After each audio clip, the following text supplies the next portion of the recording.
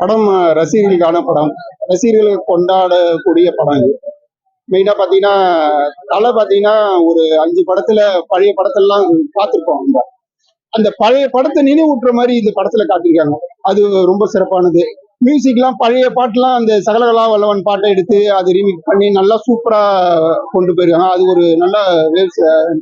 அந்த ஒத்த ரூபா தாரன் அந்த சாங்லாம் போட்டு நல்லா கேங்ஸ்டார் குரூப்லாம் காட்டியிருக்காங்க. அர்ஜுன் தாஸோடைய டபுள் ஆக்டிங் ரொம்ப சிறப்பா இருந்தது. அப்புறம் தலை கூடிய மச்சானா பிரசன்னா ஆக்ட் பண்ணிருக்காரு. அவரும் பாத்தீங்கன்னா ஒரு புதுவிதமான ஸ்டைலா இருக்காரு, லுக்கா இருக்காரு. நல்லா படம் வந்து உண்மையிலே சொல்ல போனா ரசிகர்கள் எதிர்பார்த்து ரசிகர்கள் வந்து எப்படி தலையை பார்க்கணும்னு நினைச்சாங்களோ அது மாதிரி காட்டிக்காரு.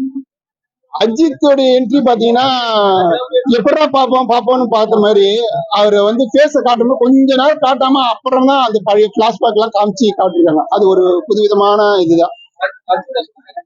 அர்ஜுன் தாஸோட இது வந்து கேங்ஸ்டாரா தான் பண்ணிருக்காங்க. அவர் வந்து டபுள் ஆக்ட் தான் பண்ணிருக்காரு. அவர் பாத்தீங்கன்னா அவரு வாய்ஸே கொஞ்சம் டிஃப்ரெண்டா இருக்கும். அதுல வந்து பாத்தீங்கன்னா இதுல பண்ணிருக்க விதம் வந்து மிகவும் பாராட்டக்கூடியது. அது டபுள் ஆக்டா வந்து தலைக்கு எதிர்க்காக இருந்து பண்றது பெருவிதம். அதை வந்து நல்ல விதமா கொண்டு போய் பண்ணிருக்காங்க. ஜீவோட மியூசிக் வந்து யாரையும் உட்கார விடல, எல்லாம் ஏஞ்சி ஆடி வழக்கம் போல எல்லாம் ஆடுறதுதான். தெறிக்க விட்டாரு மங்காத்தா எல்லாமே இதுல போட்டாங்க. பழைய பாட்டுலாம் மிக்ஸ்அப் பண்ண மாதிரி எல்லாமே அதையும் பண்ணிருக்காங்க. நல்லாதான் வந்திருக்கு எல்லாமே. ஓவராலா வந்து ரசிகர்கள் கொண்டாடுற மாதிரி இருக்குது. ஃபேமிலி ஸ்டோரி இருக்குது. எல்லாரும் பாத்தீங்கன்னா ஒரு ஸ்டோரியா பார்க்கும்போது தெரியும். ஆனா இருந்தாலும் தலைப்படமா காட்டிருக்காங்க. உட்கார விட மாட்டேன், படம் உட்கார வைக்கல.